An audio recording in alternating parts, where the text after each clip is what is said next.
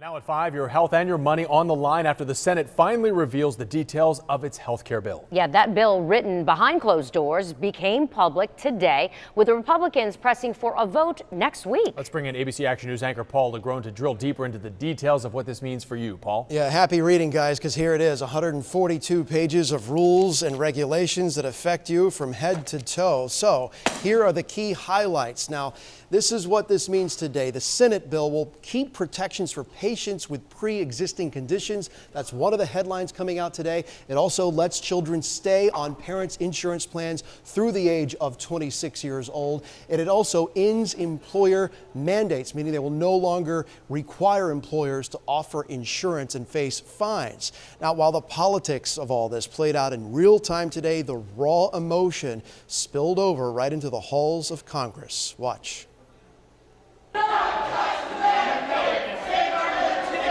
Capitol Police today dragging away protesters from outside the office of Senate Majority Leader Mitch McConnell, forcibly removing them with video of what appears to be drops of blood on the floor. The activists in wheelchairs shouting out against the Senate health care bill. Either way, it's time to act. The details just released today after weeks of secret meetings. This is a bill designed to strip away health care benefits and protections from Americans who need it most. Far removed from the politics of the Beltway, Tampa pediatric doctor Mark Mogul with St. Joseph's Children's Hospital. Irrespective of what comes out of the healthcare debate or how the ultimate healthcare plan looks like, here at St. Joseph's Children's Hospital and our pediatric hematology oncology program, we're going to take care of these kids and love on these kids and do everything in our power to make them as well as possible. The bill, if passed, would reduce financial aid for millions of people to obtain health coverage. It would offer a tax break to higher income Americans.